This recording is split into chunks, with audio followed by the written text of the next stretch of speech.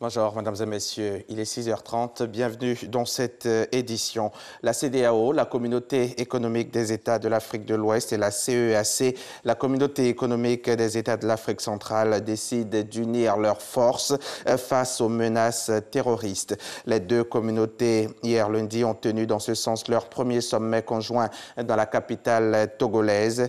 Cette rencontre à laquelle prend part le président de la République, Alassane Ouattara, parmi les chefs d'État et de gouvernement présents, porte sur la paix, la sécurité, la stabilité et la lutte contre le terrorisme et l'extrémisme violent. Jérôme Kofi Aboula. Ils sont 26, les pays qui composent la CEDEAO et la CEEAC, donc un atout considérable pour eux quand il s'agit de mutualiser les efforts face aux différents problèmes auxquels ils sont confrontés. L'objectif primordial, voire impérieux, que ces deux communautés visent en unissant leurs forces est de garantir la paix ainsi que la sécurité pour un développement harmonieux des populations. Aujourd'hui, nous écrivons une nouvelle page de notre coopération qui, j'en suis certain, marquera l'histoire de nos deux communautés. En effet, nos deux communautés économiques régionales ont décidé de travailler conjointement pour évaluer les menaces sécuritaires auxquelles elles font face et d'y répondre collectivement par la définition et la mise en œuvre d'une approche commune et holistique des questions de paix, de sécurité et de stabilité. Ceci est inédit dans l'histoire de l'intégration africaine, mais en droite ligne des orientations actuelles au niveau de l'Union africaine visant entre autres à renforcer le rôle des communautés économiques régionales et la coopération interrégionale dans l'approfondissement de l'intégration africaine. Voilà donc qui explique la décision de ce sommet conjoint, le premier du genre, de plancher sur la paix, la sécurité, la stabilité et la lutte contre le terrorisme et l'extrémisme violent. Il s'agit en fait de la mise en place d'un mécanisme mixte en vue de l'examen des questions sécuritaires de cet espace communautaire. Présents à ces travaux, des chefs d'État et de gouvernement, environ une vingtaine, et au nombre desquels le président de la République de Côte d'Ivoire, Alassane Ouattara.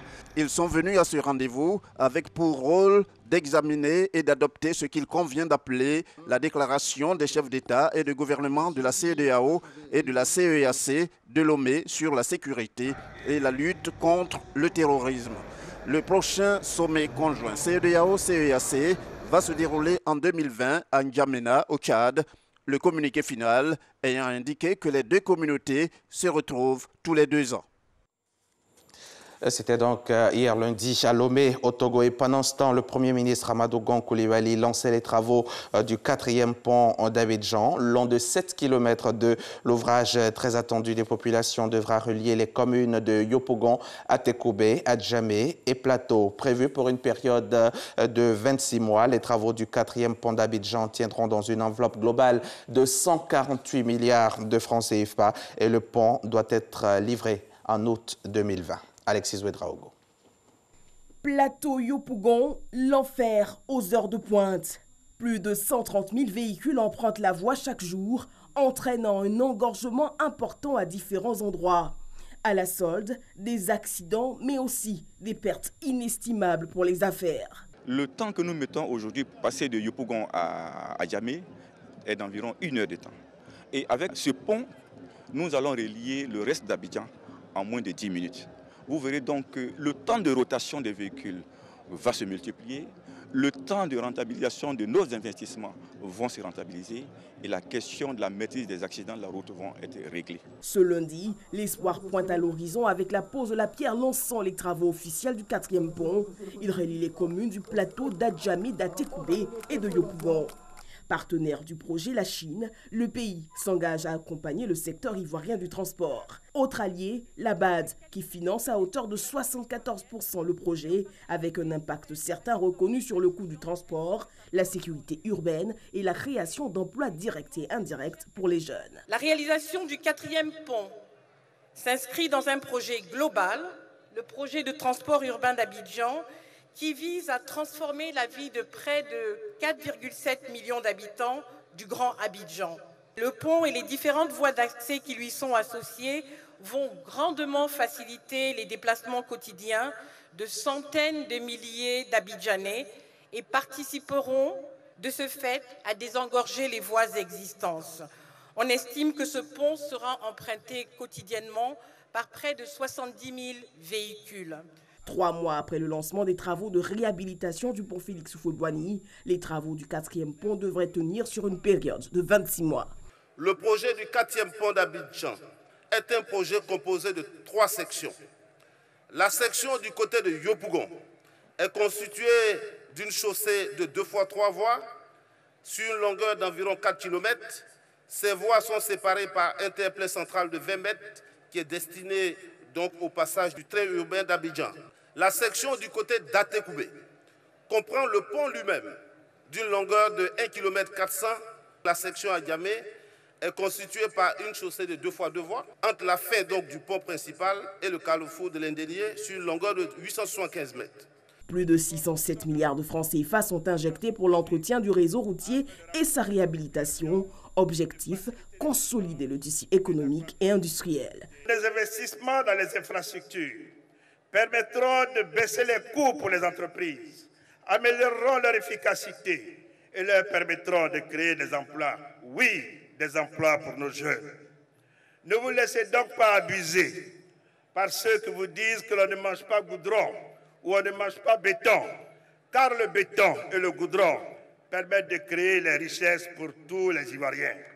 Et des projets sont encore annoncés dans plusieurs autres secteurs. Ce vent de modernisation, vous devez le savoir, soufflera bientôt du côté de l'emblématique carrefour Akwaba à Port-Boué, avec la construction d'un échangeur surplombant un giratoire au sol avec 2 fois 3 voies.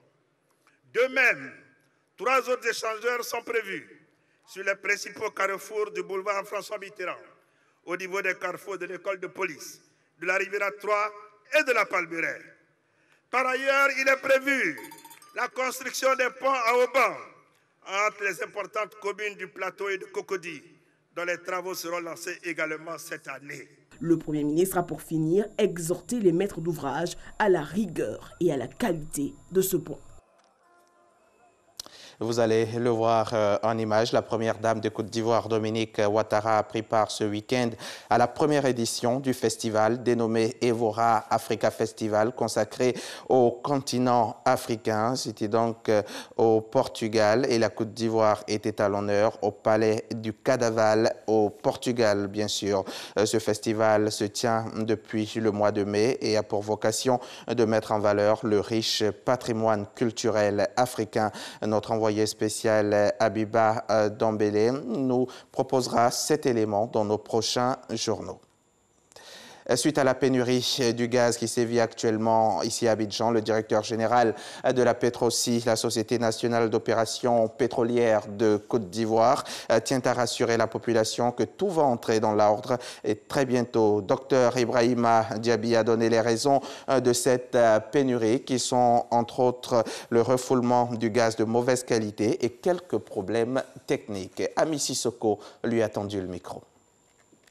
La pénurie de gaz butane rencontrée sur le marché local a été occasionnée par le refoulement de cargaisons non conformes selon la Direction générale de la Petrosi, une mesure pour protéger la population. Toutes les sociétés pétrolières qui distribuent le gaz butane en bouteille, c'est-à-dire conditionné pour nos ménages, ont des centres remplisseurs et toutes se ravitaillent à partir du butane que Petrosi importe pour le marché national. Malheureusement, nous avons eu des problèmes techniques. Il s'est agi d'un butanier qui est venu avec une cargaison de butane et nous avons testé ce produit. C'est la procédure. Et lorsque la composition du produit n'est pas conforme, nous sommes tenus de rejeter ce produit. Ça, c'est une cause. Un autre problème à la base de la pénurie. Les travaux d'agrandissement et d'approfondissement du port d'Abidjan pour accueillir de plus grands navires ont occasionné une plus grande ouverture sur la mer. Une situation qui crée des courants marins plus forts, rendant donc l'accostage des navires difficile, souligne la Direction générale de la Petrosi. Nous avons constaté que les courants, la houle est très forte. Nous pouvons avoir un bateau qui est garé avec du butane. il entre dans le canal, mais il ne peut pas accoster. Donc il ressort, il attend en mer jusqu'à ce que la météo et la tour de contrôle, c'est-à-dire la vigie du port, l'autorise parce que le courant est gérable. Alors ces effets sont saisonniers. C'est ce que le port nous dit. Le mois de juillet est très sensible. Nous estimons que du point de vue structurel, tous les centres remplisseurs ont reçu du produit. Et la capacité de stockage de toutes les sphères dans le pays nous permet d'avoir du stock pour 10 à 15 jours. Ibrahima Diaby a également déploré le détournement du gaz butane à d'autres fins. Le butane conditionné qui est mis dans les bouteilles de 6 kg, 12 kg, est subventionné par le gouvernement et il est destiné aux ménages. Alors si on fait un usage qui est autre, si c'est à la marge, c'est peut-être gérable, mais si c'est des quantités importantes, cela contrarie nos efforts. Je fais allusion à l'utilisation du butane, par exemple, dans nos véhicules personnels, en lieu et place de l'essence super, ou même dans des véhicules de transport. La capacité locale du gaz butane du marché ivoirien est estimée à 17 300 tonnes. Actuellement, la capacité disponible est de 12 300 tonnes, donc 5 000 tonnes de déficit. Les responsables de la Petroci rassurent la population que tout entrera dans l'ordre très bientôt. Comment faire en sorte que le numérique intègre la vie du plus grand nombre d'Ivoiriens? Pour répondre à cette question, l'ANSUT, l'Agence nationale du service universel de télécommunications, TIC, a initié des activités de vulgarisation, mais aussi a créé des tribunes d'échange à travers le concept After Work numérique. Experts, professionnels et entreprises s'y retrouvent pour penser le numérique et ainsi se projeter dans le futur. Le dernier en date était axé sur le thème impact de l'innovation numérique sur les défis majeurs des économies africaines et plusieurs panélistes avec des expériences différentes ont expliqué leur vision du numérique et son impact sur un continent qui rêve de rattraper son retard de développement. Lonsina Ouattara y était pour RTI. Raïssa Banoro, programmeur informatique, Habib Bamba, spécialiste en transformation digitale et des médias, Karim Si, fondateur de Jog Collabs et membre du Conseil présidentiel français pour l'Afrique, et Eloge Soro Kipeya, directeur général de l'ANSUT. Il n'y a pas mieux pour parler de l'impact de l'innovation numérique sur les défis des économies africaines. Les maîtres mots restent co-construction, accélération, accompagnement et réinvention du développement pour le continent africain au cours de la deuxième édition de l'Afterwork numérique. Aujourd'hui, notre monde est en train de se transformer du fait de technologies de l'information et de la communication. Et c'est une opportunité pour nos pays qui ont peut-être, comme on l'a dit souvent, raté les précédentes révolutions industrielles, de pouvoir saisir l'opportunité de cette quatrième révolution pour rattraper le retard qui est le nôtre.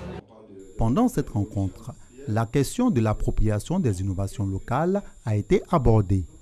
Une doléance des jeunes entrepreneurs ivoiriens dans le numérique, un véritable accompagnement pour donner des possibilités de se développer. Les technologies sont aujourd'hui, ont transformé le monde en un village auquel on fait partie, auquel on doit participer, auquel on doit contribuer. L'objectif, je pense, qu'a montré l'ANSUT, c'est qu'aujourd'hui, il ne s'agit pas de subir les technologies, mais il s'agit justement d'être à l'avant-garde, de préparer la Côte d'Ivoire pour le monde de demain et d'être un acteur du monde de demain. Ce panel, une occasion pour l'ANSUT de présenter les opportunités, les ressources financières et techniques qui lui permettent de conduire les projets de l'État ivoirien. À ce jour, le portefeuille projet de l'agence représente à peu près 450 milliards de francs CFA. Le reportage de Lassina Ouattara commenté pour vous par Ouattara Amadou. Walter, nous allons refermer ce journal. Au Cameroun, un assaut spectaculaire dans la prison de Ndop a abouti à la libération de 163 détenus, dont plusieurs miliciens indépendantistes présumés. Le coup de force qui a eu lieu dans la nuit de samedi à dimanche serait l'œuvre des sécessionnistes anglophones en conflit armé depuis plusieurs mois avec les forces de défense et de sécurité camerounaises. Voilà qui referme ce journal. Merci de l'avoir suivi. Très bonne suite des programmes sur la chaîne qui rassemble.